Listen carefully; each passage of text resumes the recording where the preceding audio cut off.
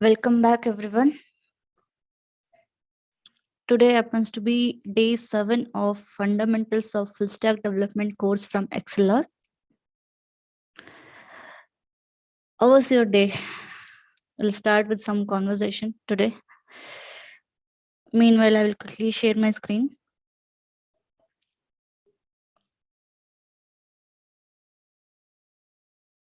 Is my screen visible?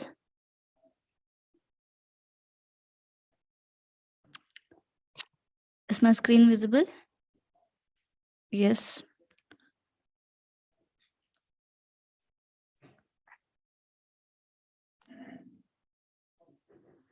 Somebody is saying, good ma'am, very bad ma'am, full of cold.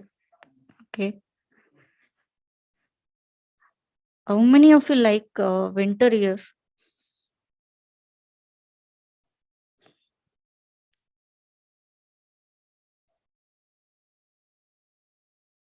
Six participants raised and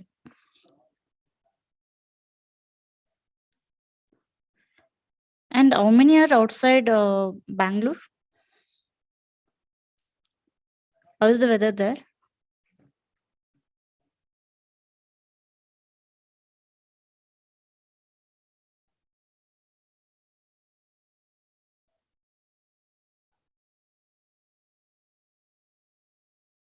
Okay, somebody is saying hot.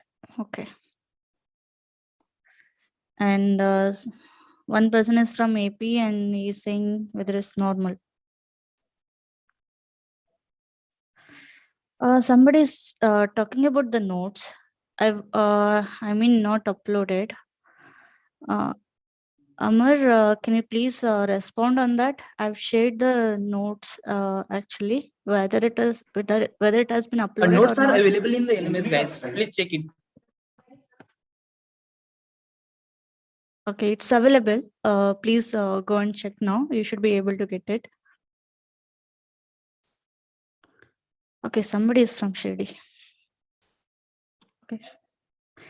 Yeah, let's quickly start with this topics, technical things. What we discussed last class, what we discussed in last class, CSS, very generic answer. I know from Monday we are discussing about CSS only. I need specific answers. In the interviewer, if they ask you, tell me about yourself, will you just say, okay, I'm Bhavya, done? If you do that, then they will also say that we are done.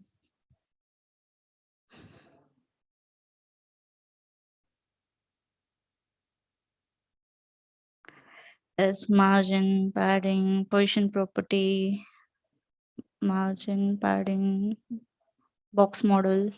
What else? What else? Selector, very good.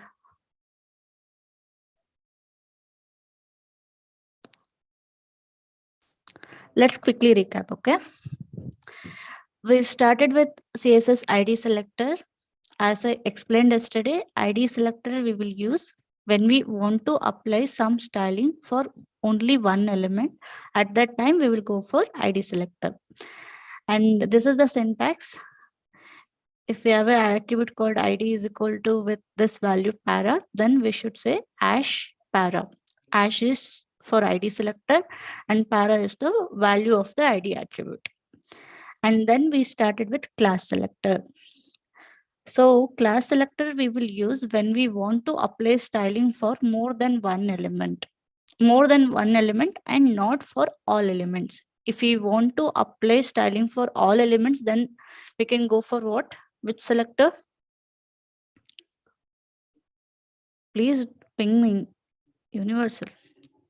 No, I'm saying if I want to apply styling for all paragraphs, then I should go for which selector? Yes, it is element or tag selector.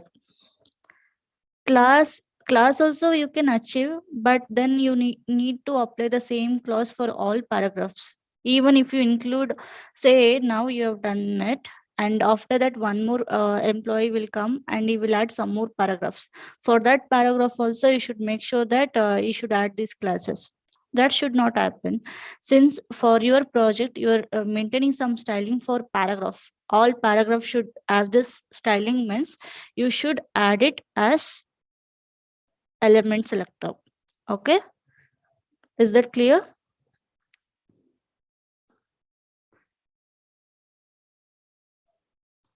Yes. And then we started with universal selector. Universal selector, it will apply styling for all the HTML elements. We can also use a body tag for this purpose. With body tag also it will be same thing, since body will be the parent of all elements. You can use body tag as well. Otherwise you can use universal selector. Fine. And if you ask me the syntax, you can see it over here. If I want to apply styling for everything, then without universal selector, this is a way we should do it. For H1, we should first we should find out what all the elements are there, and then we should apply some styling. Instead of that, using universal selector, we can directly apply like this.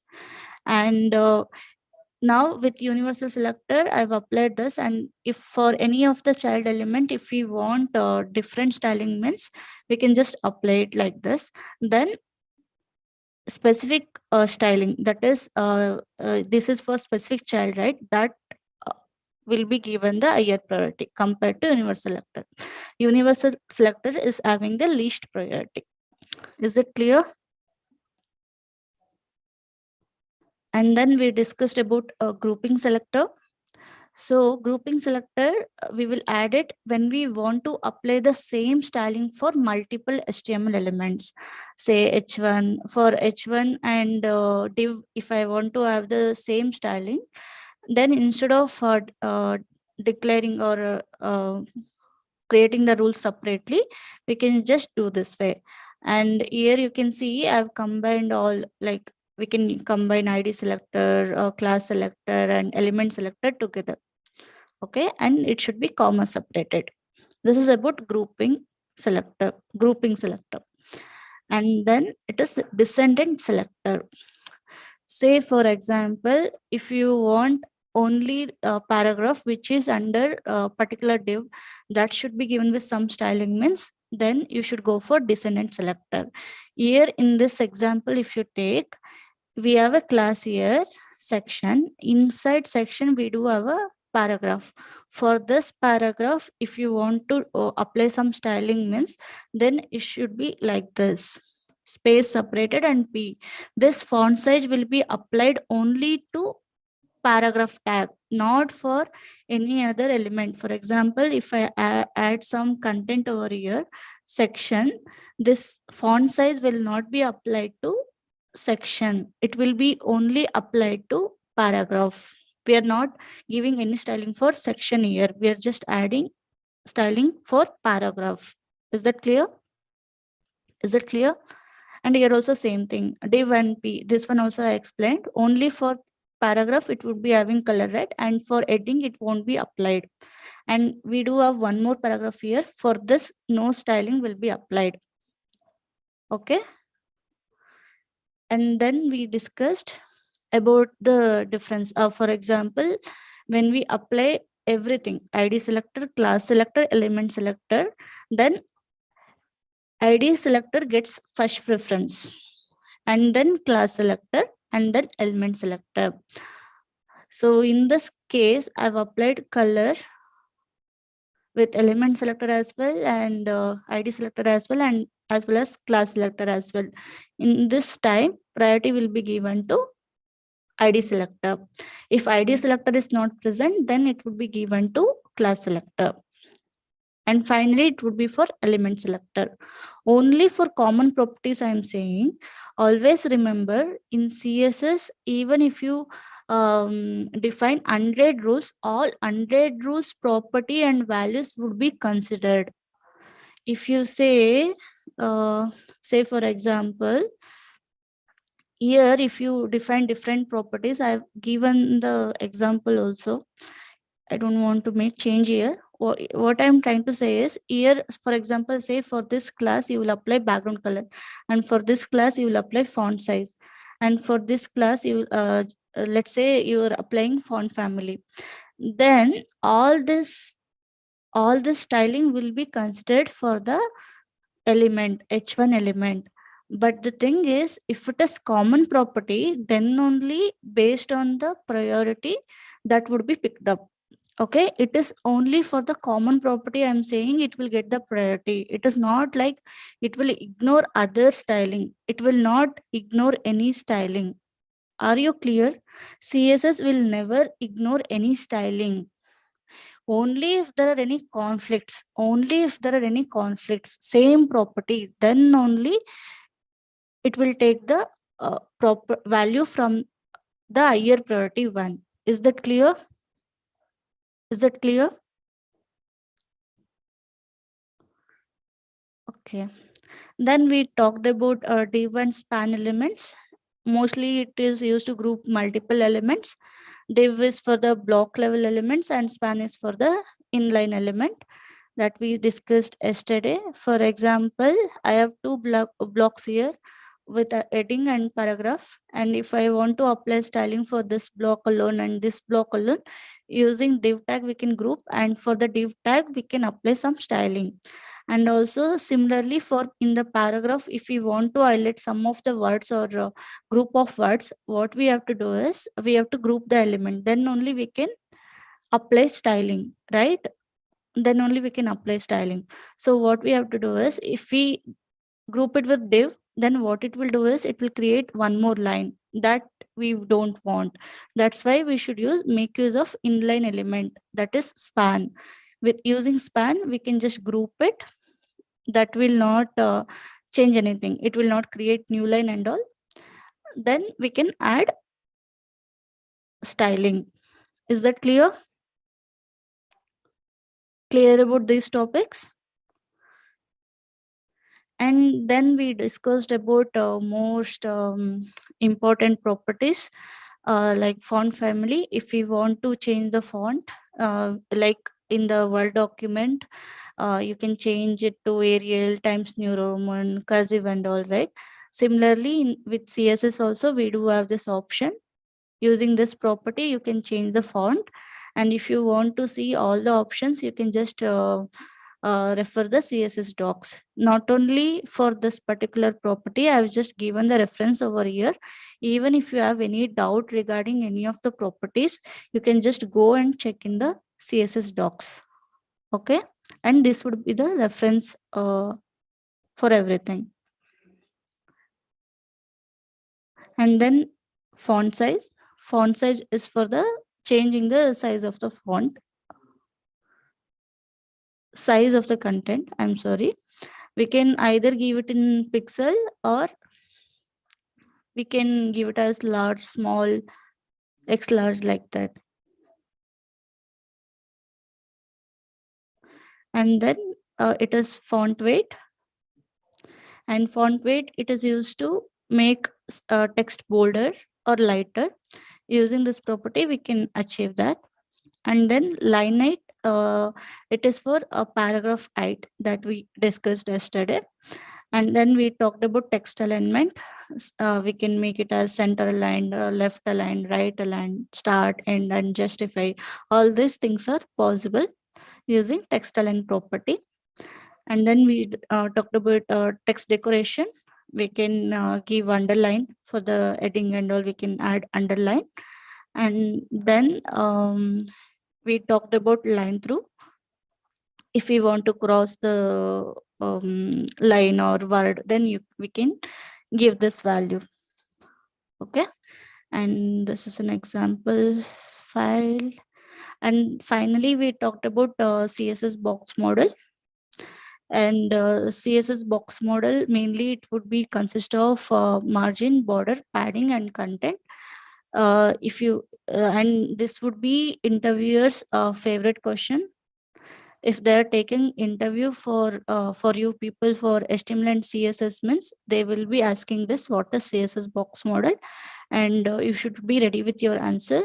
You should say every element in the HTML, So element, if I'm what is element, can you give me some examples? Everything like heading, H1, paragraph, P, anchor, everything is element. So all these elements will be having this properties: margin, border, padding, and content. Content is the text or images that appear. For example, if you use heading tag, then heading text will appear, right? And if you use image tag, image will appear. So that is the content. And padding is the inner space. Remember the building property. Compound to house, that space is padding, that is inner space. And then border will be like compound. Okay, that would be around the content and padding. Okay, and then we have margin, that is outside area, like space between two different buildings. Is that clear? Is that clear? Okay, then we talked about position property as well. We covered this one. So by default in HTML, what would be the element's position property? Tell me. Yes, it's static. Static means if you apply some top, bottom, left, and right property, top means from top when it should start. Bottom means from bottom where exactly it should start, and left is also from left where exactly it should start, and from right where exactly it should start. Okay, so if you provide all these properties, if it is not affected, means that is static element. I mean statically positioned element. Okay, and then we discussed about relative. So relative, it is similar to static only. It will always will be in the order it is specified. For example, I will take this example. Say I have this three elements, S2, P, and div. Always div will be under paragraph only. Don't assume if you give top, then it will go top as 0. Then don't assume that it will go in the first position. No, it is not like that. What relative property is, it would be in the same position only. From this position, if we give top, bottom, or left and right, from this position, its position will be calculated. It would be relative to its original position. Say now it is div is here, right? And if I give top as 100 pixel, uh, from this place, from div place, original position, it will be placed after 100 pixel. That is what relative is. Okay, and then we discussed about fixed, and best example for fixed is chatbot that you would be seeing in all applications. It would be always placed at the bottom. Even if you scroll down or scroll up also, it would be in that same place. So based on the top, bottom, right, and left property, it will take the place, and once the place is decided, it will stick to that. It will not go anywhere. Okay, that's about fixed. And fixed is very easy, and it is straightforward also. And always remember, whenever you get that kind of requirement, you should make sure that you will be using position as fixed. And then we talked about position as position absolute. So position absolute, it would be relative to the parent, which is positioned as relative. Okay, so element with absolute property would be relative to its parent's position, whose position is relative. And if we don't have any parent element with position as relative, then what it will do is, it will take HTML as parent, and it would be relative to HTML element. So position as absolute element will be relative to its parent whose position is relative. So this is very important concept actually. Say for example, in real time, if you have a image and there on top of the image, you can provide checkbox, right, for the image selection. And also if you want to link the image, some kind of icons if you want to provide and all on top of image, we can do that using this concept. We can make image as relative element, and we can add checkbox as absolute element. So checkbox will, if you want, let me show it to you.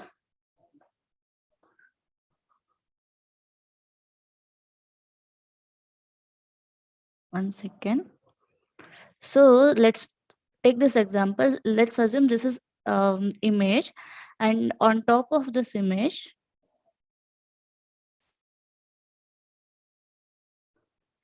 if you want to provide this checkbox so that user can come and select this. So at this time, what you have to do is this one you should take it as absolute element, and this one you should take it as relative element. So this would be the parent element, and this would be the child element with the position as absolute. Is it clear?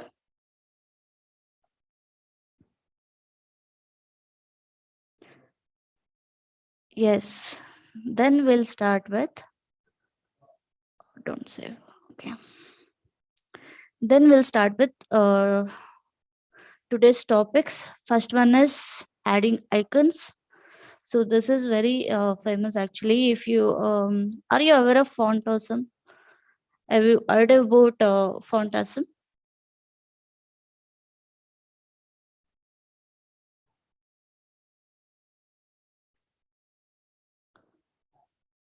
No, ma'am. Yes, ma'am.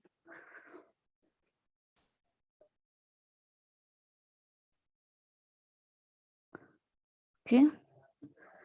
So here, what I will be doing is, I will take this example. Yesterday also I showed you.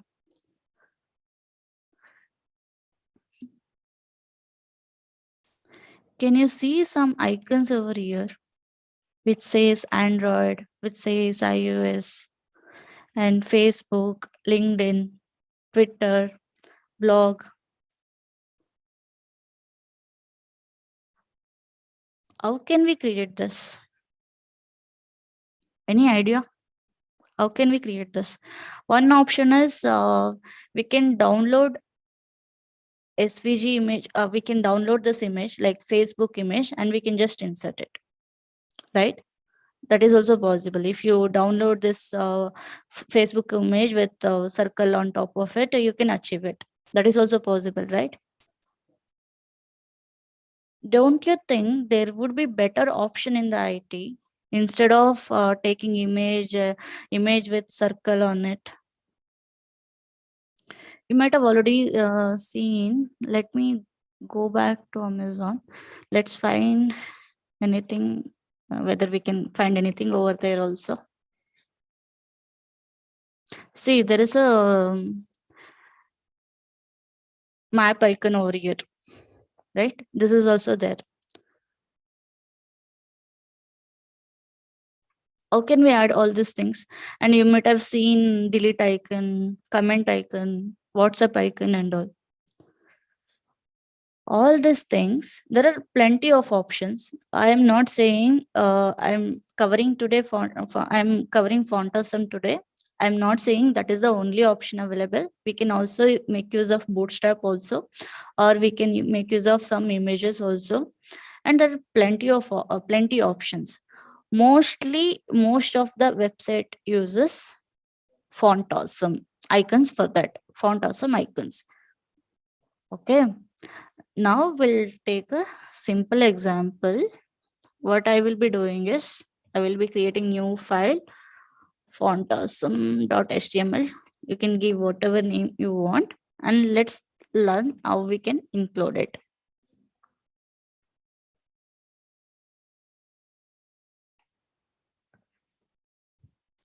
First of all, this font awesome, it is not HTML concept. Do you agree with that?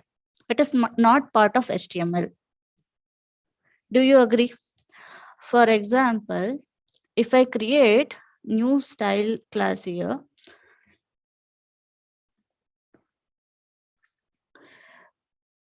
and I will add some value to this. Okay, H1, and then I will say color as red. Okay, and I will come back and I will add H1 heading. First, let's run this. See whether the style has been applied. Why it has not been applied? Tell me why it has not been applied. Somebody is saying link tag not used. Yes, link tag not used. Why do we need link tag? Why do we need link tag? To add the external CSS file, right? To add external CSS file, right? Do you agree? Without that, it will not work. Correct? Let me add it now.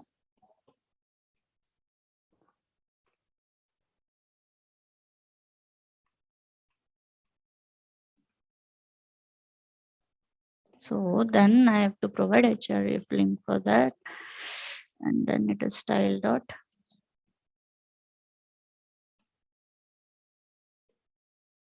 Okay.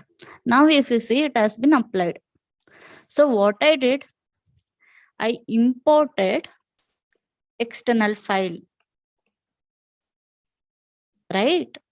Now, don't you think just for adding the CSS, which I created, I'm the owner of these two files, right? I'm the owner of these two files. Still, this page, if I don't import it, then it will not be available to this page. Do you agree? Then, if I just use font awesome icons, if I just want to create icons, then if I don't include font awesome libraries, then how we can achieve it? In this part, if in order to achieve the styling, we need this import statement. Similarly, in order to use the font awesome icons, we should include it. We should include or import it. Fine. So what we have to do is, I'll just remove this. We don't need this one. This is just for an example. You should even for other things also, whenever you're developing something, always make sure that you're adding whatever is required. Okay. So where I can get the include statements, if you ask me, you can get it from this website. What I will do is, I will ping it later. First, listen to me, and then I will ping you. You should also try it from your end. If you're using laptop, please try it. Okay. First, we'll do one thing. I will just change the position of Zoom. 1 second. Yes, this is the URL where we will get the URL. I mean, import statements. Now I can see so many things over here. So it is in minified version, brands version, and all. It's there for me. For my requirement, minified version is enough. And also you can see, we also talked about versioning, right? Now the current version is 6.2.1. If you need older version, then you can change it and you can select that one as well. So always go for latest version. What you just have to do is, you just have to copy link tag option is there, right? You just have to select, copy this. Now copied. Now go back. All you have to do is go to the header section, and then just paste it. Is it clear? Is that clear? You just have to do this. Then you are ready to go. You have taken the required CSS. So what this font awesome people have done is they have created a CSS classes. The way we will create CSS class, right? Similarly, they have created CSS classes using which they're showing this kind of icons. Okay, somebody is saying, can you please explain it once again? Since this is not a theory class, what I will be doing is you all should know how to include this font awesome after I explaining, right? I will give some time for you, and I will help you to import this one as well as to try it from your end as well. Is that fine? Now you are done, but you should know, right, what I have to write to make to have these icons. You should know, right?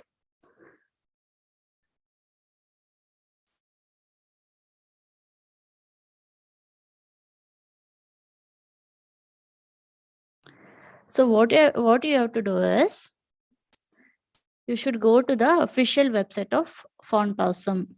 I will keep this one same. So if you just say Font Awesome, Font Awesome icons, you will get this Font Awesome, and then go to, so it if you just access it, then you will get a home page. From home page, click on icons and then search for something. I am interested in, say, comments. I will search for it. Okay, and I just searched for it, and I just provided the text and I clicked on enter. I clicked on enter. Then there are so many variations available. If you can see here, there's so many things. So based on the requirement, you should decide which one you want. Which one you want. So what you have to do is, so let's say I want this one. I'll just go here. So there is HTML React option and view option. So I need HTML option. So since I'm using HTML here, so I need this one. So what I have to do is, what happened? One second.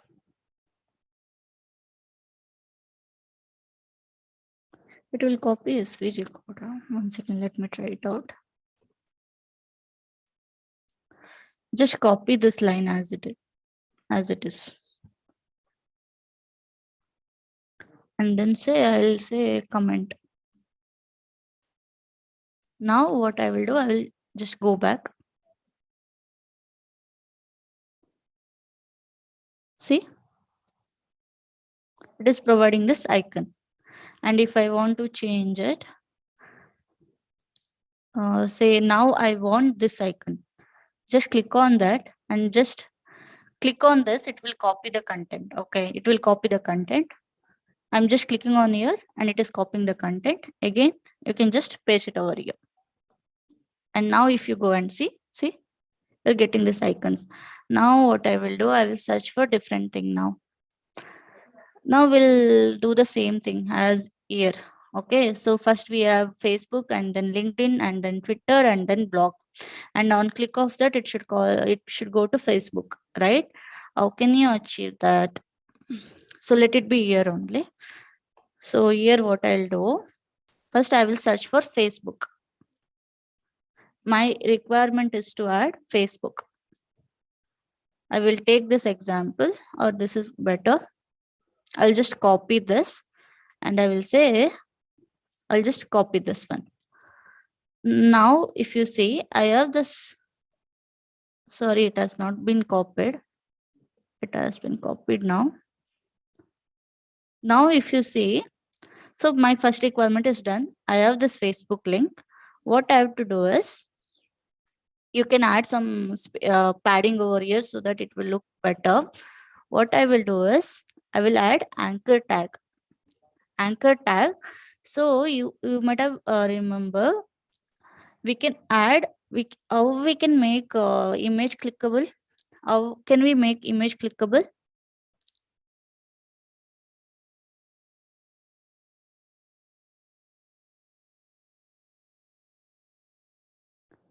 We should add image inside anchor tag.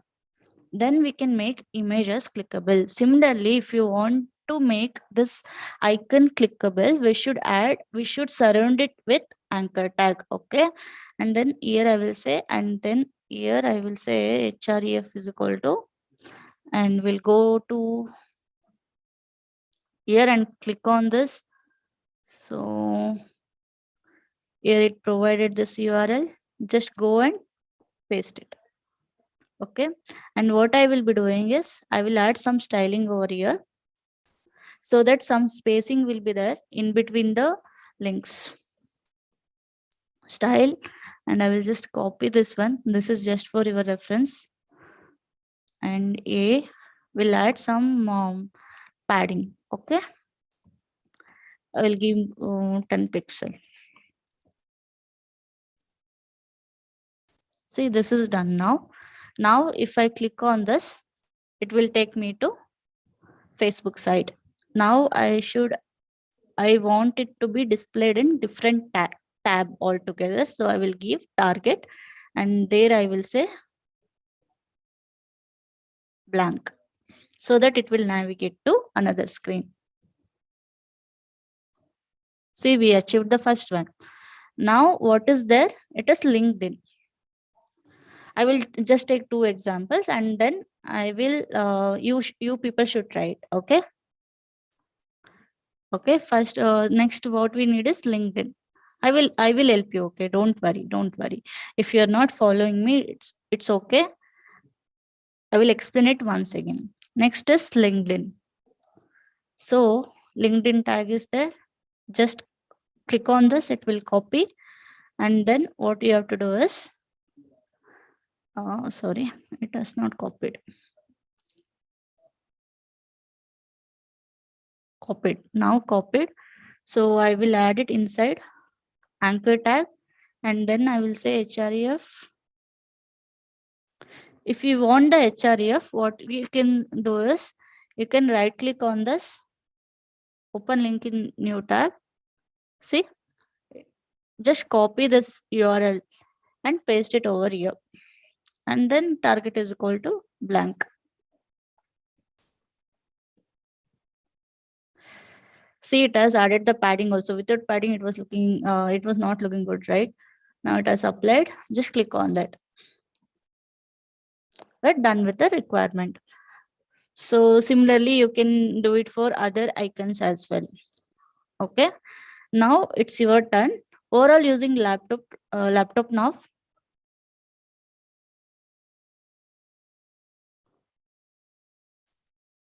Padding has been applied from top as well. You're not able to see it.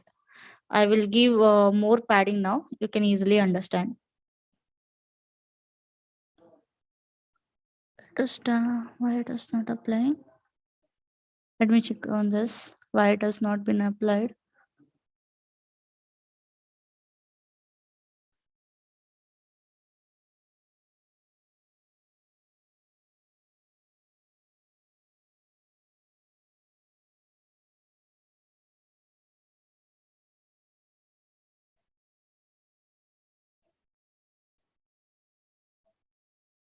This I will check and let you know why from the top it has not been applied.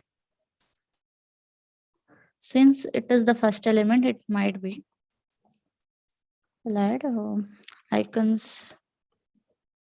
Now if I see.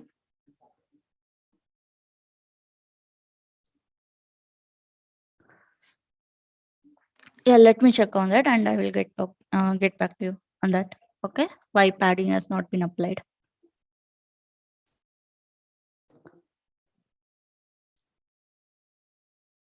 Okay. Overall using laptop.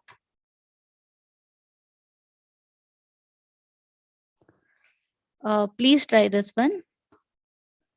Just follow me. What I will do is I will send the CDN link to you. Just click on that and you will get this website. You'll get this website.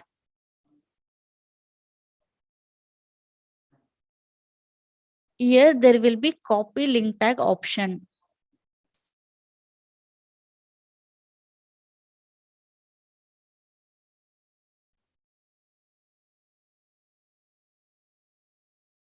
Copy link tag option is there here. Click on that. Are you done?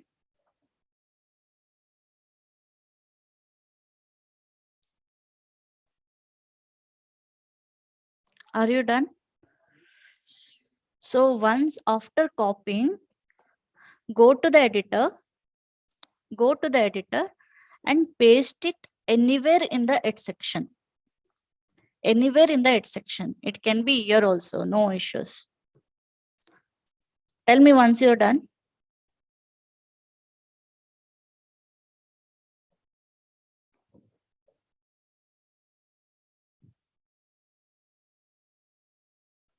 Done, right? Then what you can do is, you should learn how to search. You need not to remember anything. First, like when you are developing the project from the scratch, at that time you have to include this one, and later when you are given with this requirement, like adding some tags, what you can do is you can go to this website, Font Awesome. Let me give this website link for you, everyone. Font Awesome. Just click on this link and I will tell you how you can search for it. Just click on that.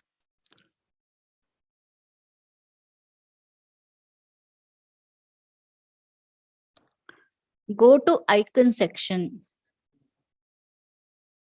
Go to icon section. Are you following me? Go to icon section. Okay. Here, search whatever you want. Say, I want to search delete icon. I'm searching it now. So you will get so many options. Here you can see 318 icons are available. Just go through that and whatever you want. For example, you might be interested with this, right? You can take anything, okay? Just click on that. After clicking on, by default, HTML would be selected. Keep that one same and just copy this code. Just if you click here, you can see copied. You can see copied is there, right? Right? Are you getting me? And once you copy it, go back to editor and then just paste it. In order to make this one as clickable icon, just surround it with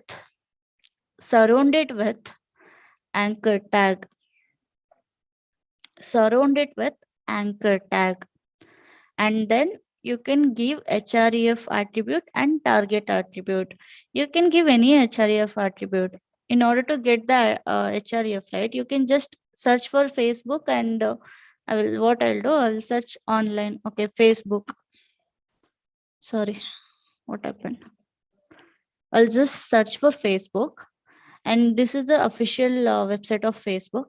And if you copy this one also, it is fine. Whatever if you copy, that would be there you would be redirected. Is that clear? Is that clear now? Any doubts so far? Now you can add any icons, right? Do you have the confidence after getting these two URLs? One is CDN URL where you can include it, and one more is font awesome icon, font awesome URL where you can search it. Right? After this, do you have the confidence now? Is that clear?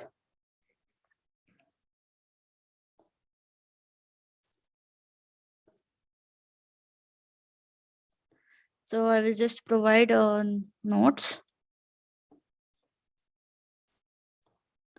Adding icons to web page.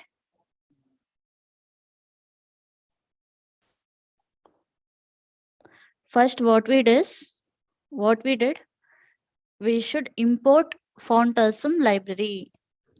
That we saw why it is required. If it is external CSS or something, then we should import it. Then only it will work. Okay, and I will give the URL, or we can link.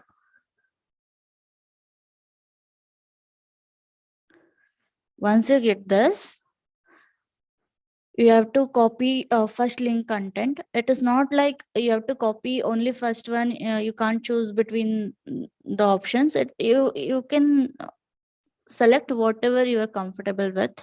Based on the requirement, you can choose which CDN URL you want. CDN JS. If you are interested with others also, you can just copy it. In notes, I am giving the first one. And we should add it where? We should add those import where? In the edge section.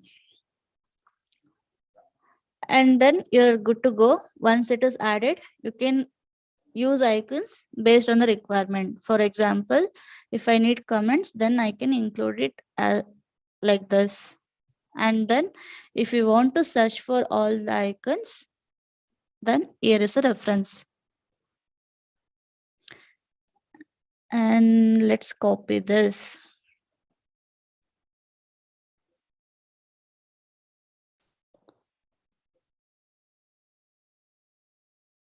Okay, is that clear now? What I will do is, yesterday somebody was asking reference for Flexbox. Flexbox also help us to do the responsive development. Responsive means, for example, if you use WhatsApp in your web desktop and WhatsApp in mobile application, it is adjusting the image by default, right? You're not in your mobile phone, it would be smaller, and in the desktop, it would be larger, right? That is what responsive design is, or responsive development is. And for that purpose, we can use Flexbox. Why I'm not covering in this course, if you ask me? Because anyways, I'm going to cover Bootstrap. And Bootstrap, most of the websites which are using JavaScript, right? Most of them are using Bootstrap only for the responsive development. So anyways, I'm going to explain Bootstrap. That's why I've not covered Flexbox. If you want to learn more about it, I have a reference links here. You can go through that. Is that clear?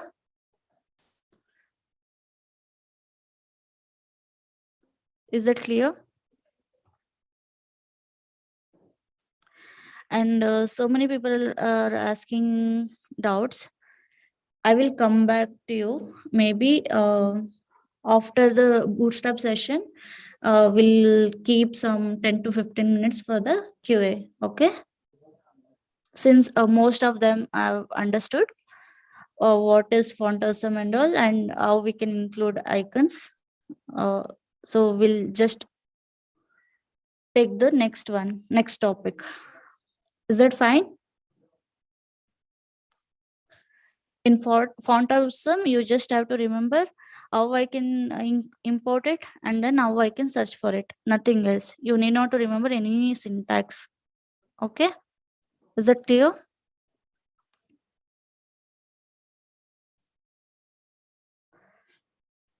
Our next topic is Bootstrap. What do you know by Bootstrap?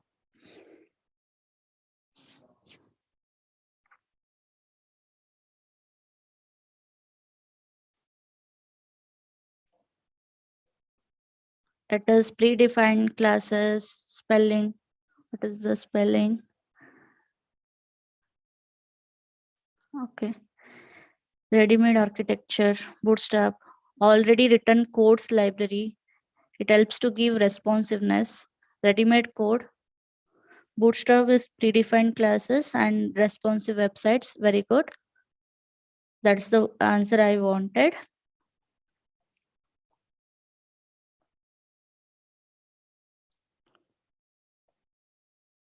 Any answers? Less code with more class to add. Bootstrap is a framework.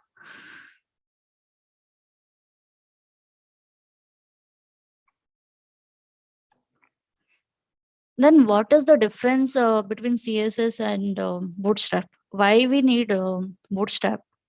If you say it is for beautiful user interfaces and to make responsive user interfaces, I will tell you one more thing. In CSS, we do have a media queries using which we can make the code responsive. What is media query and all, I will not be explaining because I am taking Bootstrap classes. Okay, and nobody is using media queries these days.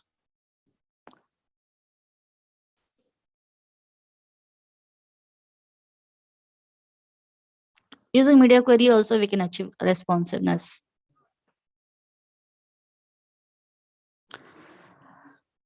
What is the requirement of Bootstrap if you ask me?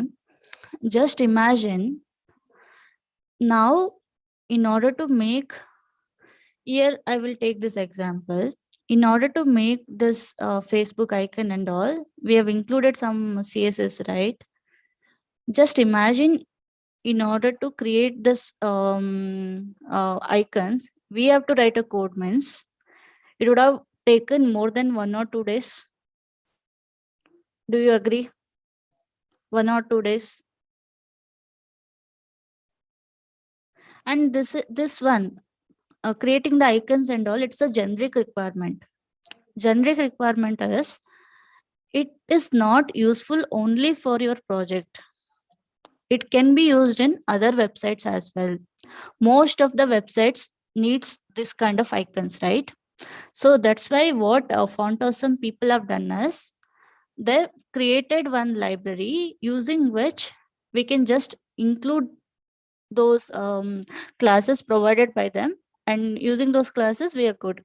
We can just show the icons. Similarly, in HTML also, mostly in most of the websites, what you will be seeing the, if I use technical terms, you might not get it. That's why I will say, you might see this kind of blocks. And also when you successfully submitted something, it would appear in green. And so if something goes wrong, then it would appear in red, right? And it we will show tables and all, we will show data in tables. And what else? And in order to, by default, if you see, if you would have seen, using HTML, radio button and radio buttons and all, if you see, I will take this example. I can explain it with this radio HTML. I will just add this.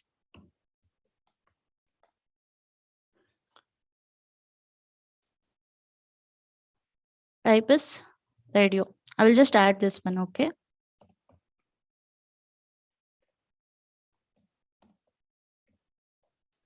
If I render this one, so this is how it is looking. And if I want to add checkbox without any styling,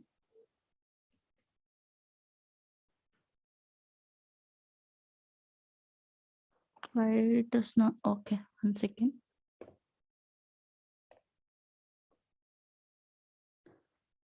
See, it is very plain. If you consider this one, it is very plain over here. And we'll take select as well.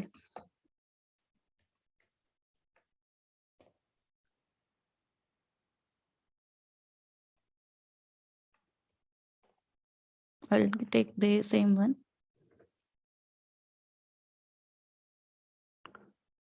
Why it is not taking?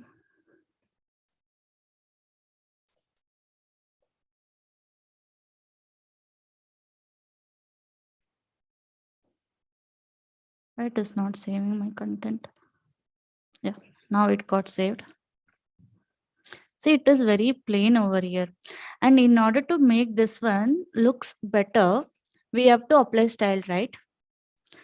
We have to apply style, right? Do you agree? And say you and your friend is working with two different projects. Two different projects. Do you think only for my website it is looking ugly and for other website it is not required? It is required for all the websites, right? It is required for almost everything, almost every project, because by default it is not at all good. Do you agree? In this case, so starting before Bootstrap, what people used to do is they used to write their own CSS styling for everything. Now I'm developing a website. Say, for example, I'm developing some website now, and for that I need this drop down, and I used to spend some time to apply proper styling. Okay. No, as a developer, just think I'm a front end developer. Okay, just think that I'm a front end developer. I should be responsible for creating the user interfaces. So first I have to say, for example, I am working on some login form where I have to get the user information and do some validations whether the data they have provided is correct or not. If the data is correct, then I have to send it to backend, and backend is backend or API, application programming interface. Okay, I have to send it to the server, and from server it will go to database and it will come back to front end again. After that also I have to check whether it is successfully sent or not. If there are any errors, means again I should ask the user to enter their details again. So I have to do so many things, right? My responsibility is I should make sure that if it is very critical project, if they are not providing valid credentials, if I allow them to log in, then what will happen? Say they are not providing correct credentials and all, and if I am allowing them to log in, what will happen if it is very critical project? Critical project, you can assume net banking and all. Net banking, they can just transfer money from that user's account to somebody else, right? That is possible, right? So mainly our developer goal will be adding these validations and also building the structure of a website. And if we are spending 1 to 2 days for styling alone, then it will not make sense, right? For the development, like for the validations and all, for the interactions and all, if I'm taking 2 days, and for creating the structure, that is HTML, if I'm spending 1 or 2 days, and even for styling, if I'm spending 2 hours, it is kind of extra effort for me. Okay, because in HTML, if you take in HTML, instead of type radio button, if I say checkbox, then it will create a problem, right? Do you agree? It will create a problem and it will create a big issue, right? Instead of radio button, if I create checkbox button, it will create a problem. And also if I don't do the validations, then also it will create a problem. So interaction will be achieved using JavaScript. Interactions, the like validation, calling the backend with proper details and all, will be done using JavaScript. And HTML structure, like adding input as radio or checkbox. So I should be mostly concerned about HTML and JavaScript part, not on the CSS part. I do agree we might have to attend few CSS classes, but that effort should not be equivalent to whatever effort I will be putting for HTML and JavaScript. That is more important. See, with CSS, if you apply instead of red, if you apply blue color also, I am not saying it is good practice.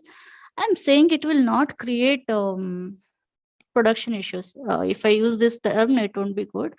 Maybe production, instead of that, what I can say is it will not, the priority of the issue would be lesser if it is CSS problem, and priority of the issue would be higher if it is HTML or JavaScript problem. Do you agree? Do you agree? So that is one thing. Okay, we should not put equal effort on HTML, JavaScript, and CSS. That we should not do it. That is one thing. And also another thing is this CSS. It is not only required for my project; it is required by other projects as well.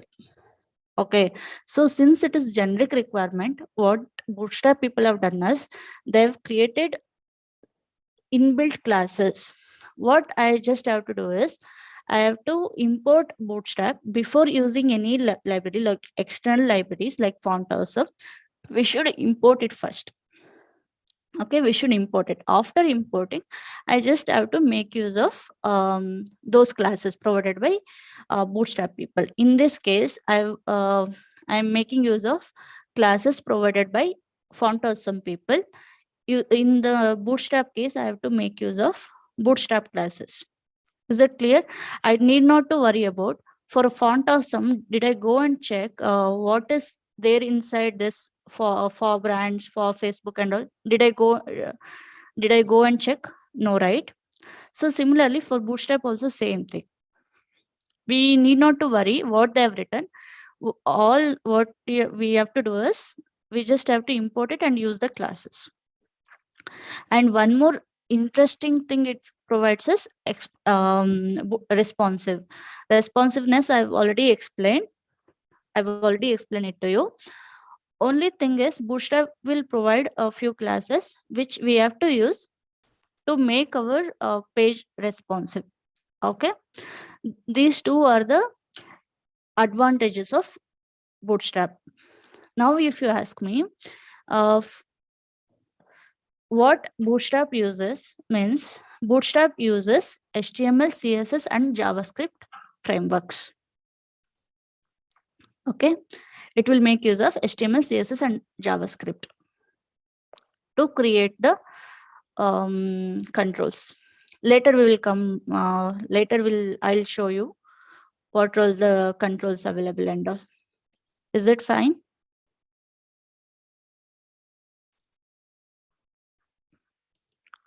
If somebody asks you what is Bootstrap, what should be your answer?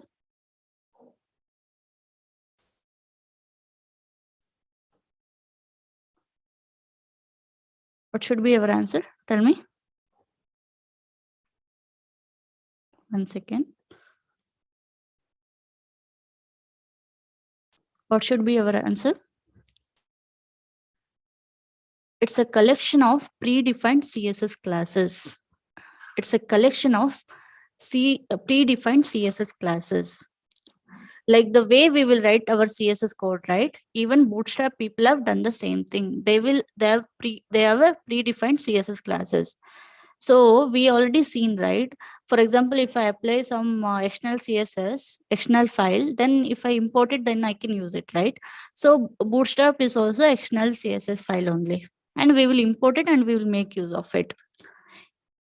In our example, external.css file is our file. In this case, this external CSS file is Bootstrap's team file. Is that clear?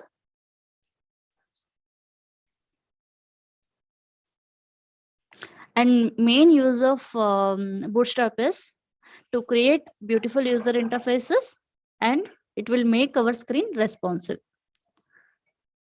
I think enough of theory, I guess. Let's quickly see how we can import it first. Okay, we have to go to official website of Bootstrap.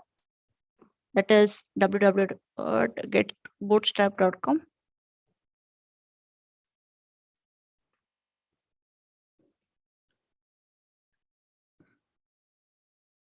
What is this? 1 second. I'll just change this one.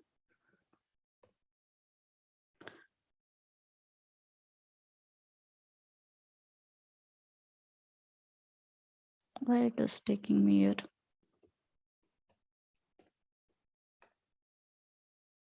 Yeah, this one, first one. And what you have to do is go to docs. So there's a quick start. So they're saying first create index.html file, then add this CSS and JS files. As I said, Bootstrap make use of HTML, CSS, and JavaScript. We should include both CSS and JavaScript, required CSS and JavaScript. Here they're including external JavaScript file. When I will be starting with JavaScript, I will explain the syntax. Now you need not to remember anything. You can just copy this code. You can copy the code from here. Just copy this HTML file and paste it in. Paste it over here. Bootstrap.html. So you're done. You have included a CSS file, and also you have included Bootstrap JS JavaScript file, external file. Then you are ready to go. You can start using Bootstrap. Okay. Let's take simple example. I was explaining about select drop down, right? What I will do is I will select drop down. In the form section, you will find select. How we can search and all, I will show it later. As of now, just to show you the difference, I will be doing this. I will run it in another server. So what I will do is, so there will be different options available. As soon as you select select, it will show different options. From the available options, you can select whatever you need. Okay. Here they do have this option 1, 2, 3. I'll just select this. And what I have to do is I just have to copy it over here. And once you're done copying, then what you have to do is you have to change it according to your need. That part I will come later. You always should remember that when you're after copying you should make make changes according to your requirement. Instead of 1, if you need value 1, you can just change it, and then you can see. Now what I'll do is open with live server. I will say, see how it is looking over here and how it is looking over here. You can see it is a different thing and it is a different thing. So it will make our user interface beautiful. So you're clear with first point now. I will say using this, we can create beautiful user interface. So that is my first point. What about second one? Using Bootstrap, we can create responsive user interfaces. What do you mean by responsive design? I've already explained by taking WhatsApp example. Now what I will do is I will take Bootstrap example only and I will explain you whether my screen is responsive or not. Okay. And also I will add point how we can import Bootstrap.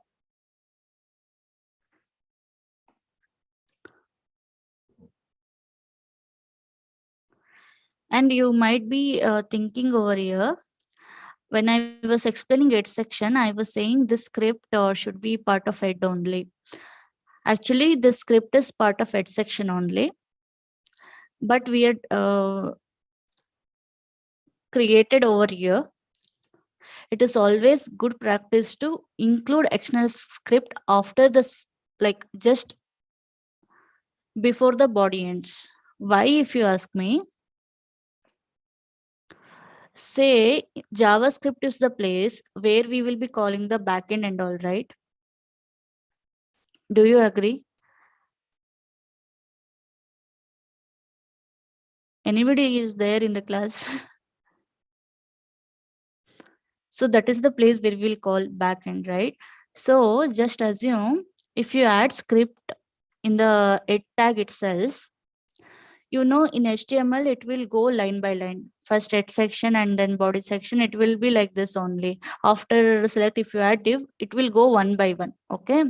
So what if you add it in the head section means what will happen is in the head section, if you add script and then within script, if you call the backend, then these things will not be printed in the web page. Why, if you ask me? Now script tag has not finished its execution. Okay, script tag has not yet done. If it is not yet done, then it will block other content. Just assume your backend call will take 1 minute. So for 1 minute, user will not see anything in the screen. That will create very bad experience. Instead of that, what we can do is, instead of that, even if we say, for example, these values are coming from the backend, if you just show them this, open the select menu with no options, it's enough, right? At least user will be seeing something. And on top of that, in the backend, like background, it will be calling the backend. That will give better experience than the first one. Instead of user seeing a blank screen, if they see at least this menu, they will be satisfied. That is the reason always it is better idea to include scripts at last. When I will be explaining JavaScript, right, I will give more examples on that. Is that fine?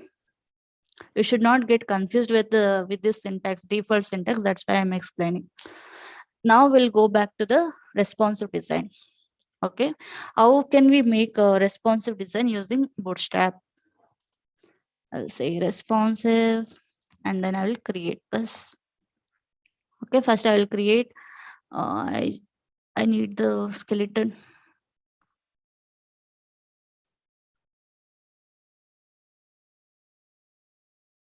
I'll just copy this one because I have to include Bootstrap and CSS. So this one is there.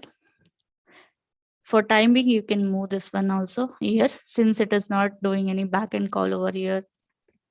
It will not create any delay.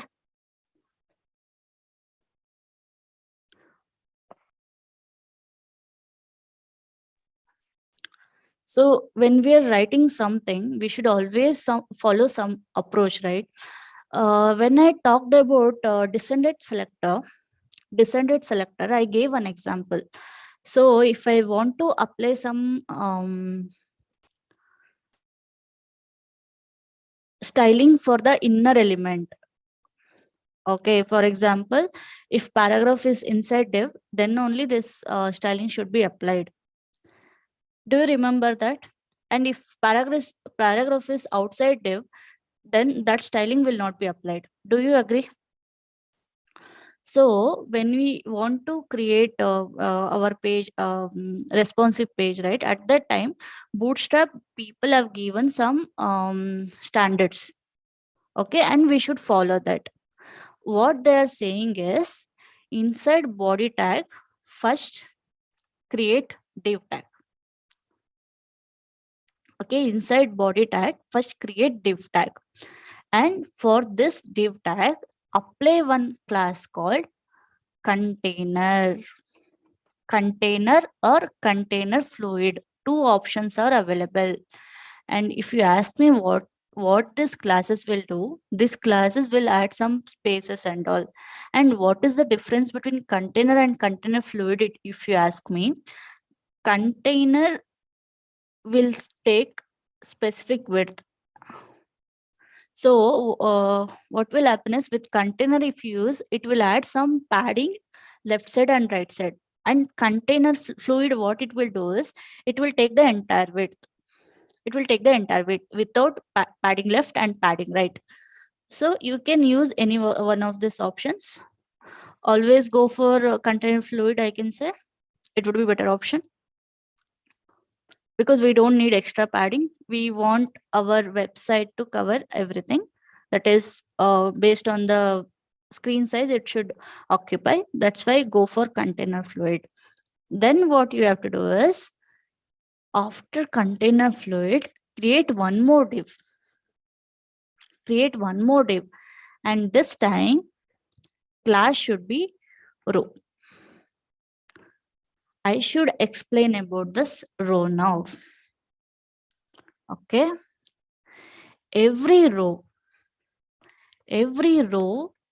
will be having 12 columns. 12 columns. What is this role and all? We are not getting anything. I can understand. Go to this website. Take any blank website, okay? From year to year, from start to end, it is one row if you assume. Then this row is divided into 12 columns. This is one row, this is one column, second column.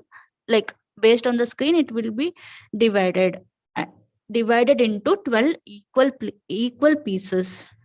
12 equal pieces. Okay. And say I have to display 4 blocks in this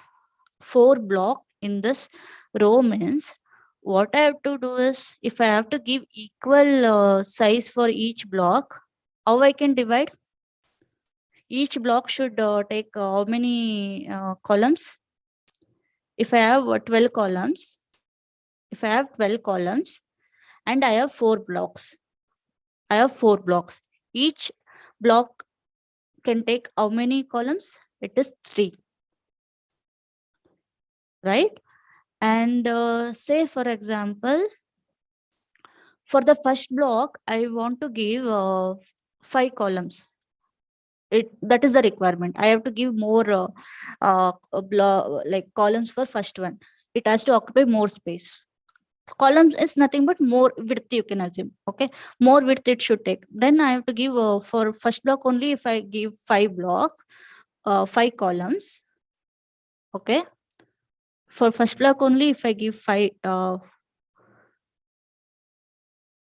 columns, then for remaining 3, if I have to give 3 each, what will happen? Since I just have 12, what will happen? I can just take this example to make you understand. Say I have this row. Each row will be having 12 columns. 1, 2, 3, 4. Just assume they are equal in size, okay? 5, 6, 7. Your entire screen is divided into 12 columns. 8, 9, 10, and 11 and 12. Okay. And now you have to place the content. Okay. Now just assume first block, it needs 5 columns.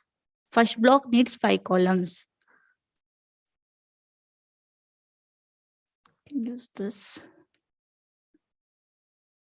1, 2, 3, 4, 5. It occupied this much space. Now still I have 3 more blocks, right? For that I need 3 columns each. Then what I have to do is, for the second one I can give this space. Okay, and for third one I can give this space. And fourth one, still we don't have enough space here. What it will do is, it will go to the second row. This is first row. Okay, this is first row. And this is second row. And what would be the maximum row if you ask me? It is infinite. You can just add how many rows you want. As soon as you add it, you will get a vertical scroll bar. That's it. Okay. Still, another block can't adjust over here.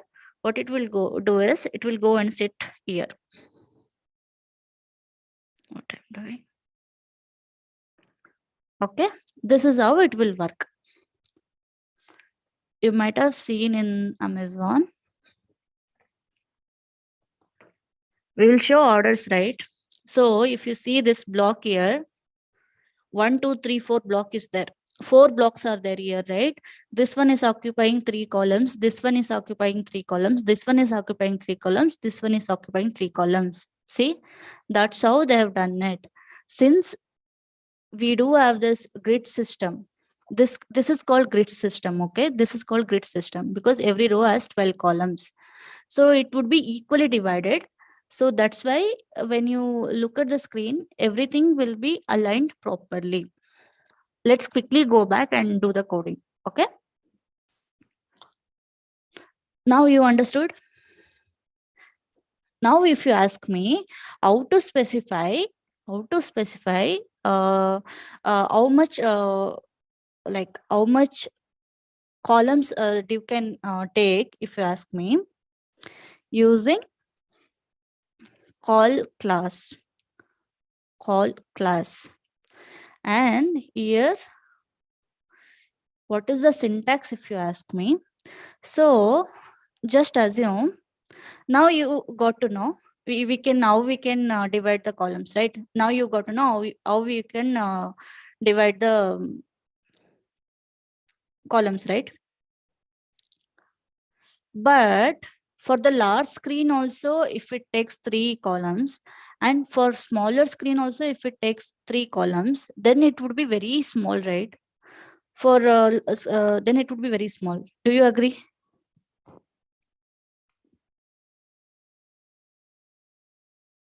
Are you getting me? First of all, at least did you understand? Okay, we have a row, and for each row we will be having 12 columns. That is fine, right? And if I have 4 blocks, and if I have to give 3 columns each, then I have to specify using column class, and then I have to say, okay, for first block take 3, second block take 3, third block take 3, fourth block 3. Okay, and then now again one more thing. Oh, then even for the small screen, what will happen is it will take 3 means in one row. Just assume you are displaying it in mobile now. In one row, if you show all these 4 columns, if you equally divide and show it, then it would be very small. They can't even see what is there inside, right? That will happen. So can I change this requirement like this? If it is desktop, show 3 columns. Get 3 columns for each block. If it is mobile, get 12 columns for each block. Is that make sense? I can just do it right away. I will just do here, not this way. I have to do different way. It is not responsive by zoom in and zoom out. So are you clear? How can we make it? Now column class, let's say, I will say something like this, column 3 and all. Then it would be for each block, it would be 3 columns. It would be static, right?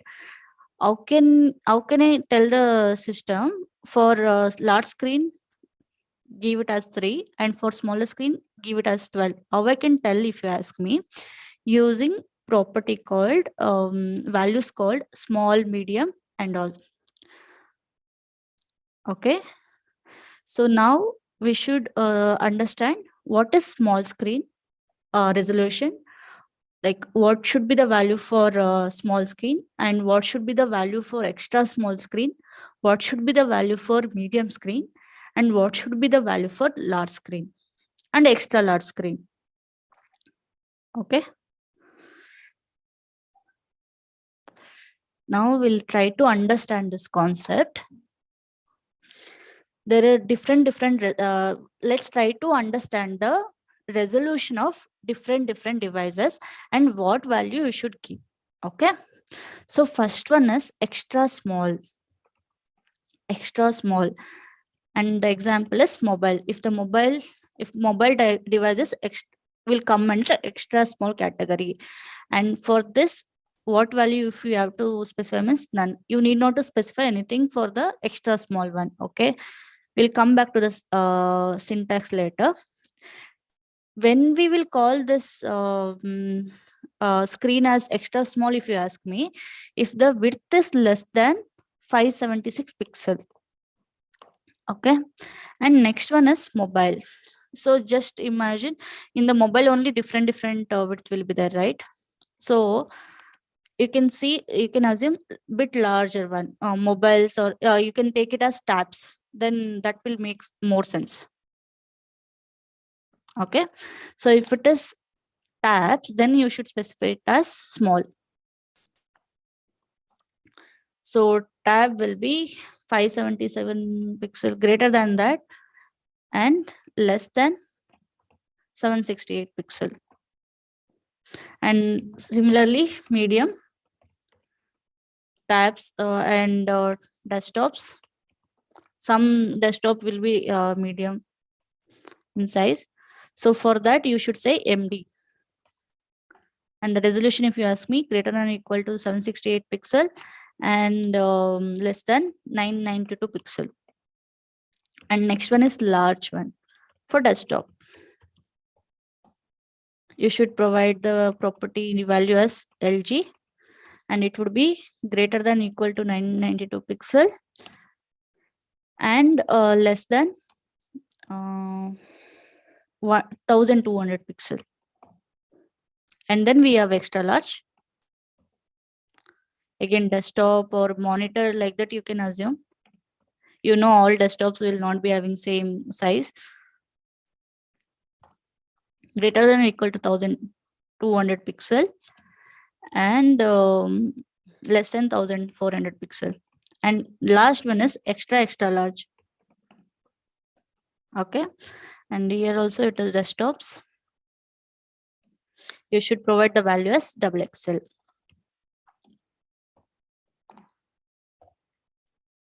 Okay, is that clear? Now, what is my requirement if you ask me? If it is large screen, if you don't specify, now I've taken large screen, right? If you don't specify above this one, that is extra large and XXL, it will take the same value as large. Okay, so I will say 3 for large screen, even for extra large screen, XXL screen. Let's take 3 columns for this particular block, and for say for medium screen, let's take 6 columns, and for small screen, let's take 12. Now for small only it is 12, means even for extra small also it would be 12. Okay, so this way if I define, for large screen it will take 3, for medium screen it will take 6, and for small screen it will take 12. Is that clear? Is that clear? Any confusion with this class convention, naming convention? Any confusions? No, right? Okay, now we'll define 3 blocks now. Okay, so I will add this class now. What I will say this is division. Okay, I'll just add 3 more divs like this. If you want, you can add in any number of inside row, you have to define this. Okay, I will just add it. I'm just adding 5 now. I'll just say format document. Now what I will do is I will add some styling so that you will get to know. Okay.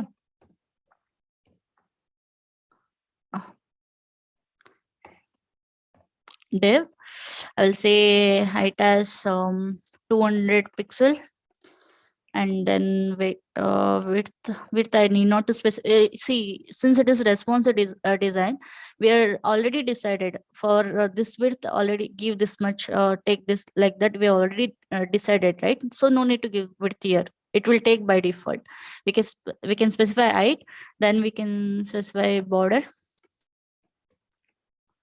solid, right?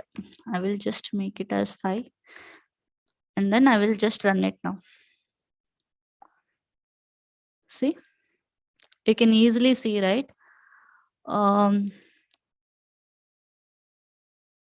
Okay, one second. I just have this here.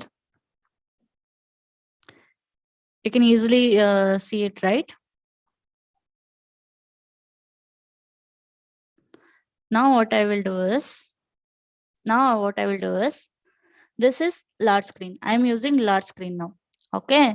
Now what I will do is, I will just do this. See now, if you see it is, can you see the pixel here? Please observe here. Okay. Top right side. Top right side. Okay. Please observe here. It is what pixel? 1000 pixel. 1000 pixel. For 1000 pixel, what I have written? If it is greater than or equal to 992, it is large. So for large, how much it is taking? 3. Is that clear? Now what I will do is, I will just make it less than 992. Please observe properly. Please observe the screen top left side. See, 994, 993, 990. Is that clear? Now it is taking 6. Okay, now what I'll do is, I will make it for small, what should be the, yeah, if it is less than 768, then it is small. So observe properly, check the resolution there, like top right side. See, 796, I think. But I will just check it. It is 768 pixel.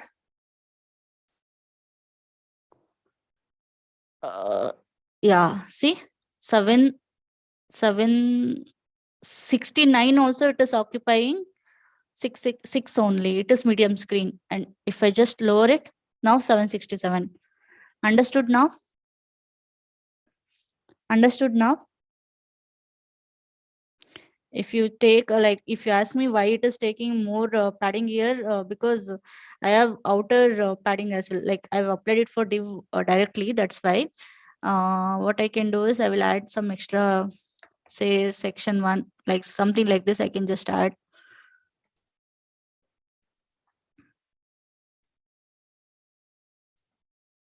This is very, very important. This is very, very important. I'm telling you, daily I will be writing this kind of code only. Okay. Always, whenever you're writing something, just keep this thing in mind. Okay. This is called grid system. Grid. GRID. Grid system. This is very, very important, guys. Don't even try to create any division without this classes. If you create it right, then again there will be test engineers, right? They will come and they will scold you, like scold you in dash dash languages, because they will be they whenever you are giving some code to the test engineers, you should make sure that you are verifying it in different devices, mobile devices, desktop devices, monitors and all. So if you don't write this way, then it would be very difficult to apply the CSS to achieve the same thing. So this is very important. Give proper columns for different screens. Okay, and in the requirement only, just ask them, okay, whether are we going to develop this application for desktop, or are we supporting for mobile devices as well? Okay.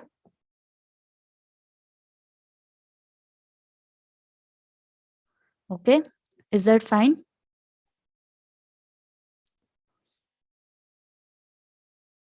What I did?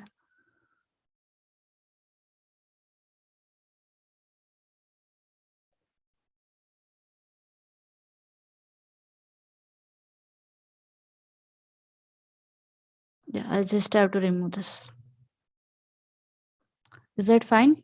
Now you can see the fourth one can't come over here. That's why it went to next line. Okay.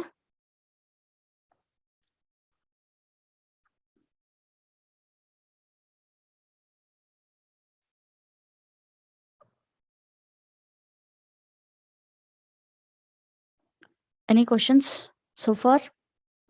Understood how we can make page responsive? Yes, there are always 12 columns. Somebody is asking, it is always 12 columns. Yes, each row is divided into 12 columns, irrespective of the screen type. If it is mobile, also 12 columns. If it is laptop, also 12 columns. Fine. And infinite rows. So if you just keep on adding this, don't you think you'll just get the vertical scroll bar? Say if I just do this way, you'll get vertical scroll bar. This is one row. This is now it is occupying 12 columns, right? So each one is row. So this is one row, this is one row, this is one row. And if you add multiple things, then you will get this scroll bar and it would be keep on adding. Okay, is it clear?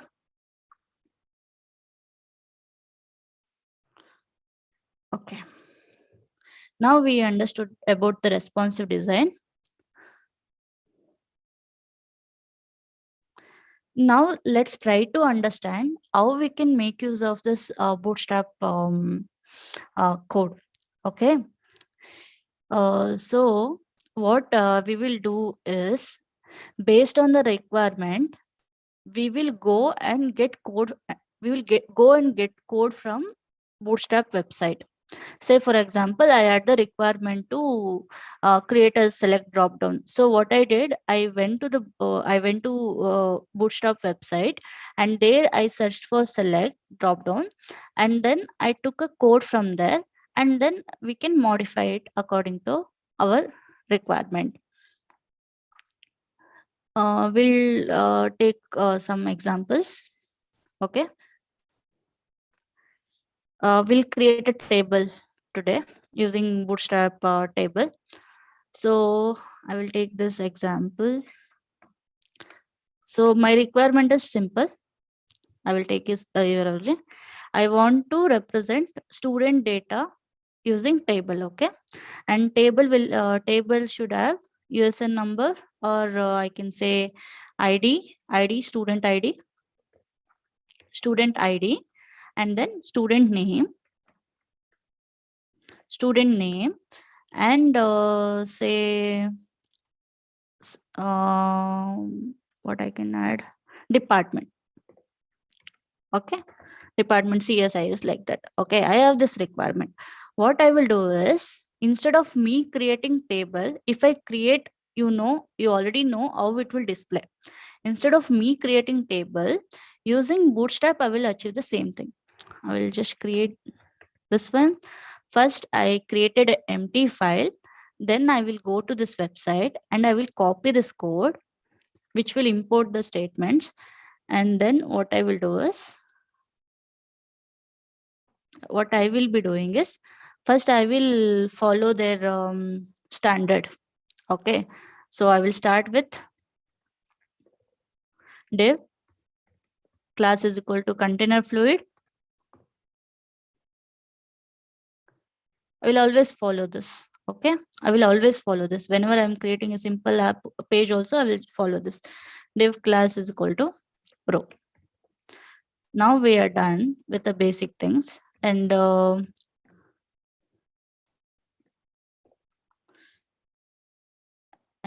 then what I will do is, I will just add this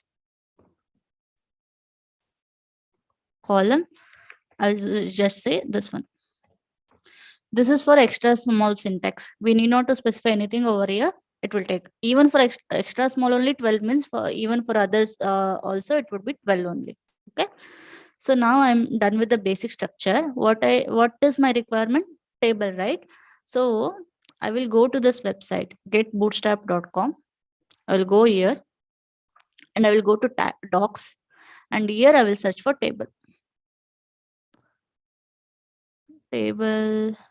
Okay. So we do have a table here. Can you are you following me? Now I searched for table. Now what I will do is, there are multiple examples available. Okay, first one is this one, second one. So we can change the here they're saying we can for individual row or individual cell. Row is this whole row, and cell is this one. Only primary, this one is one cell, like that. We can apply some colors using this one. If you just apply this class, then it will take dark color. If you apply this class table danger, then it will take danger, this color. Okay, this is what they're saying. And then if they want stripped rows means every alternative rows will be having different colors. Then I should make use of this example. They're saying what we have to do is, we just have to add this class, extra class, table stripped. And they're talking about stripped columns. This one and all is not. If we want to give this hoverable, see, when I'm hovering, right, it is highlighting, right? This effect, if you need, then you just have to add this class. Okay, like that they're saying. So first, what I will do is first I will take the basic example. Basic example is this one, first one. Okay, so this one I will copy it. This one I will copy it. Now, what is my requirement? I don't want these many columns. So now I copied, right? Now I copied. First, I will verify whether it is rendering properly. It is rendering properly. Then what I will do is I will add columns as per my need. As per my need, okay? Here I will keep 4 columns only. What I will be doing is this one, let's keep it student ID, and here student name, and then I will add a department. Okay, and then 1 2 3, it's already there, so we'll keep name same. Sorry, ID will change it. ID will change it. ID will change. Okay, here they are using columns span and all. Column span and all. We need not to do. I'll remove this column span. I don't need it. So here what I'll do, I will add different ID. And then name I will keep it same. Here I will add Akash. And then here I have to add the department, right? CS, AC, and I'll say IS. Okay, I'll save it. Now I'll see whether the content has been changed. Okay, content looks fine for me. Now what I want is I will go back and I will keep on seeing what are the options available. This one, if I add it for the table heading, I think it will look fine. It will look good. That's why what I'll do is I will select this one. This is primary one, right? So I have to apply this class to table. If I want it for table, I have to apply it. Here they're saying table rows. We can apply it to tables, table rows, or individual cells. I just want it for the first row. So I have to apply it for table row. I will just copy this class and then I will go back. I will find the heading. This is the heading, right?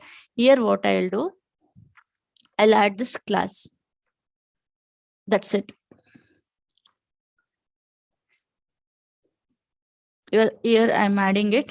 Now if I go back, you can see it has been added. Now from this one, ascended tables, yeah, stripped row concept also I liked it. I want my rows to take alternative colors, so I will add this to table. Here they're saying to any table row within T body.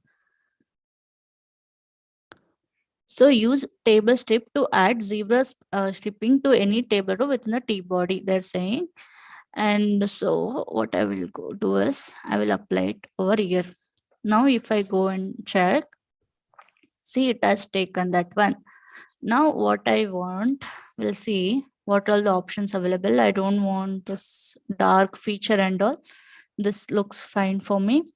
And then hourable effect, I don't need it because I'm using alternative colors here. Hour effect, yeah, let's try that as well. I will add this class to enable our state on a table rows. Okay, so I will add this class as well.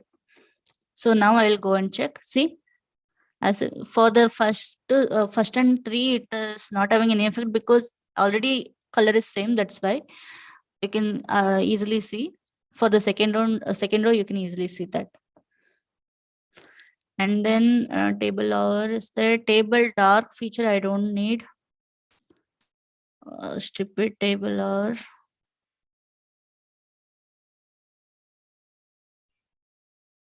And then what else I need? Table dark feature I don't need. Yeah, now they're saying about table borders. If you see now, border has been applied only for between the rows, not side by side and all. So what I will do is I will add this property table bordered. Now if I go and check, it has applied the border. And again, I will come back. Table without borders. If you want table borderless, by default, it was applying borders in between, right? If I don't want us, I can give this one, table borderless. Small tables, yeah.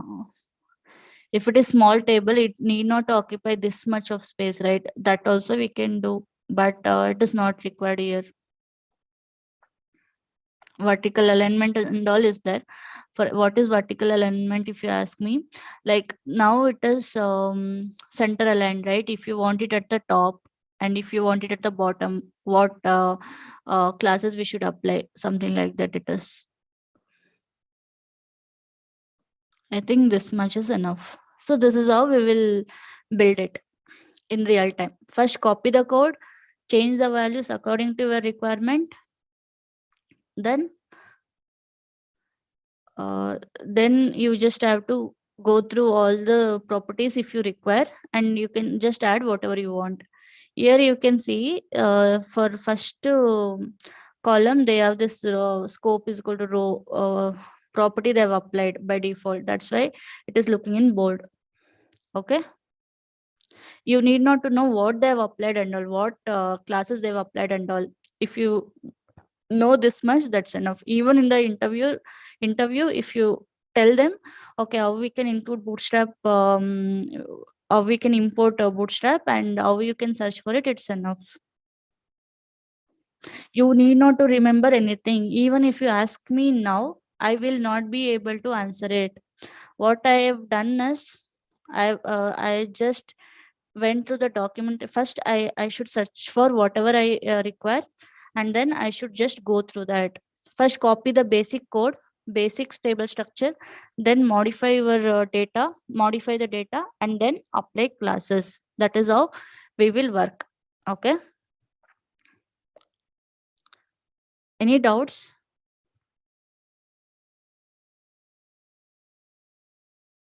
I will be providing the notes, don't worry. I will prepare it and I will send it to you, don't worry. Any questions?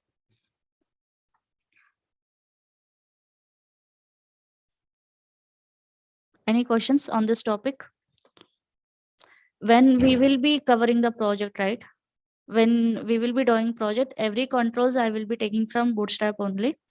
There also you'll get more clarity.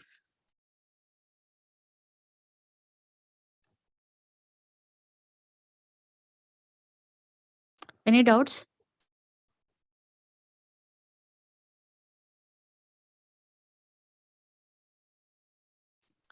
Any other questions?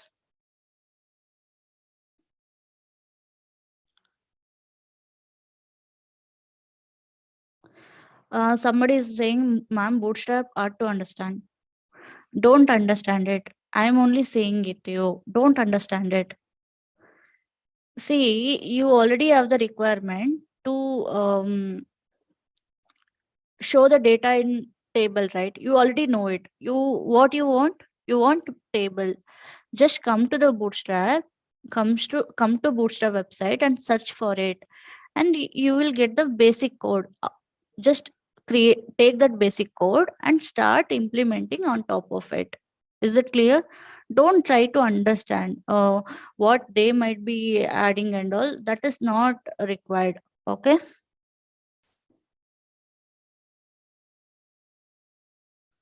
Any questions?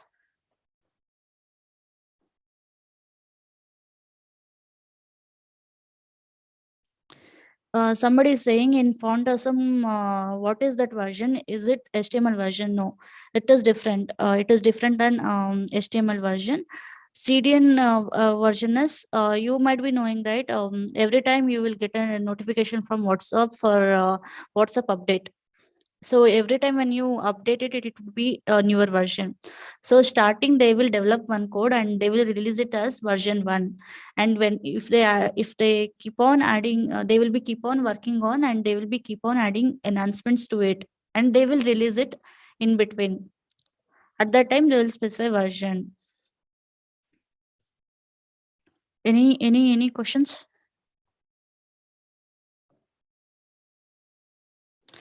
If you use container fluid thing, can we use container fluid thing without Bootstrap? If you use it, if you don't use Bootstrap, then if you apply container fluid will not be having any rules, right? CSS rules. Then it is of no use.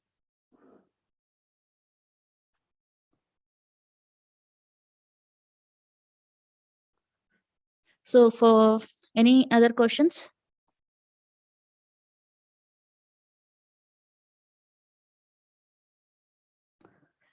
Somebody needs attendance link. Ma'am, here you have taken extra small 12. What it mean? So this is the explanation. If it is small, what is you have taken extra small, right? Which one? Excess, where I have taken? Yeah, this one, right? Extra small. Okay. Now, what does it mean if you ask me? If it is less than 576 pixel, then column will be 12. And if you don't provide higher higher like now see, now for extra small you have defined 12. Okay, and if you have not defined small, medium, large and all, by default it is 12, right? So same would be continued. Where we can find notes, please log into LMS, ExcelR LMS, there you will be able to find it.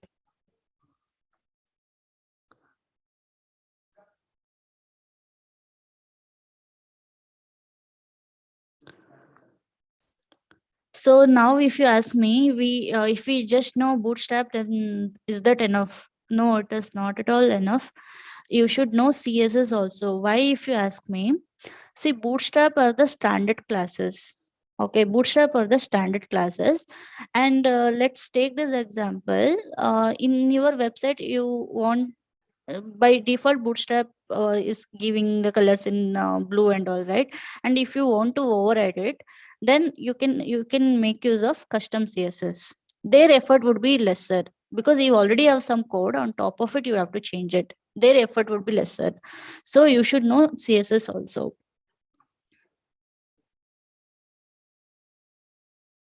Yeah, basic CSS should be enough. I'm not whatever I've given right in the notes. If you learn that much, it should be enough.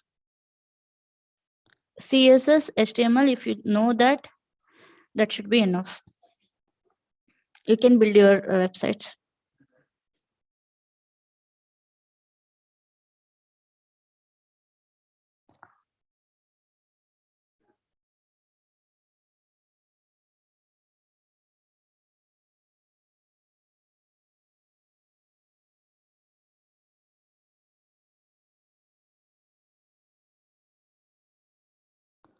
Okay, I will come back to Q&A.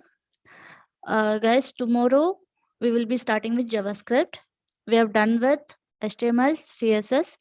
Now I will be starting from tomorrow. I will be starting with JavaScript. Please attend the class without missing, because JavaScript, if you take any frameworks, or libraries, what is the most famous framework for front-end development? For front-end development, which is what are the frameworks we have? We have Angular, Vue.js, Node.js, React.js and all, right? For all those things, if you don't know JavaScript, then you can't learn these frameworks. You should know JavaScript. That is the basic for all this framework.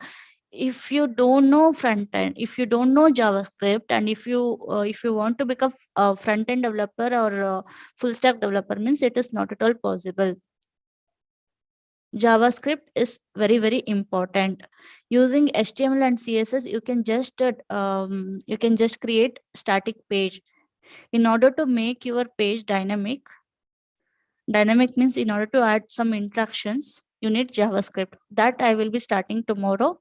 From tomorrow, once JavaScript concept is done, I will be starting with projects. Okay, is that clear?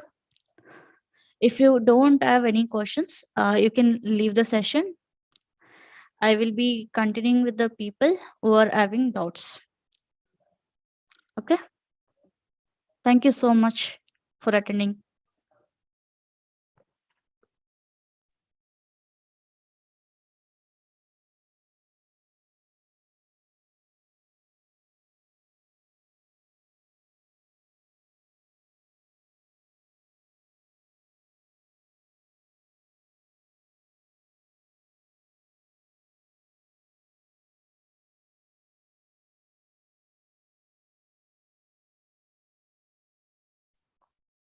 Please ping your questions in the chat.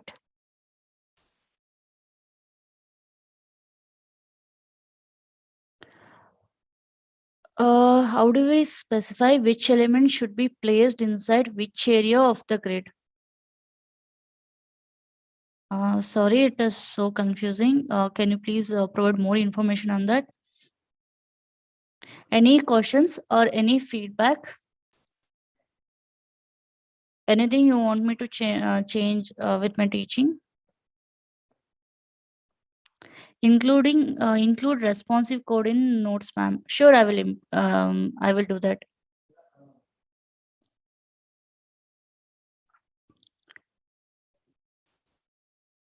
Any queries?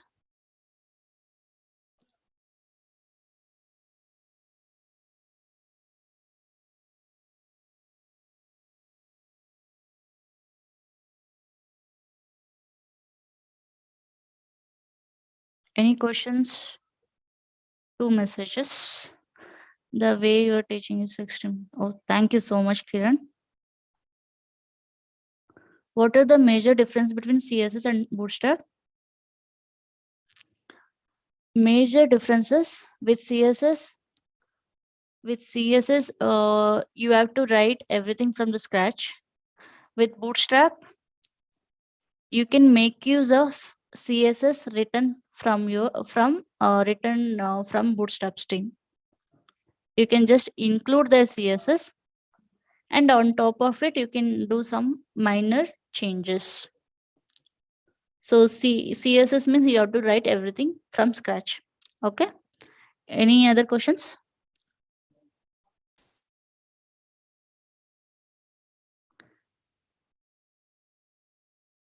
Thank you so much, Vijay.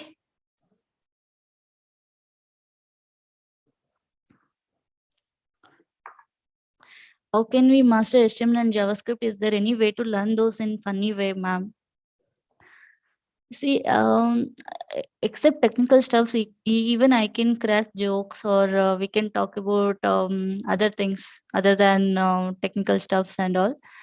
But since it is crash course, we just have 30 hours, right? And we should make use of it.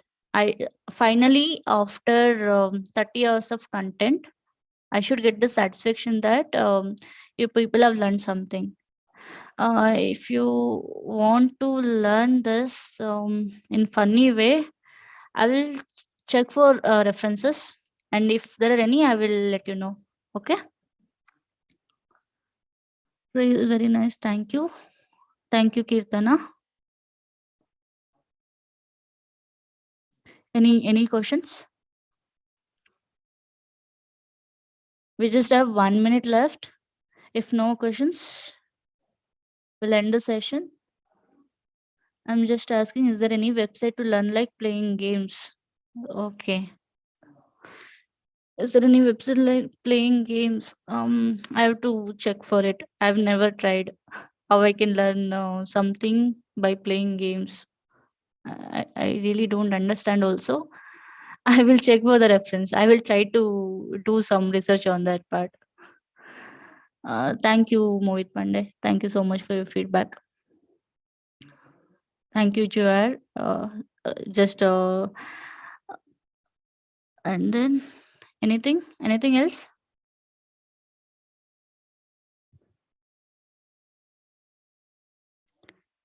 If nothing, we'll end the session.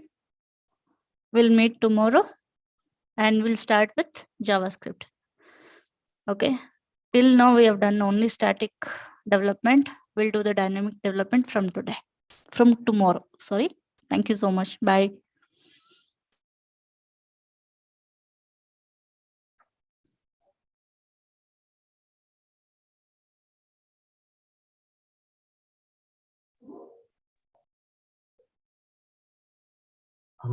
Tirunal, you can wind up the session.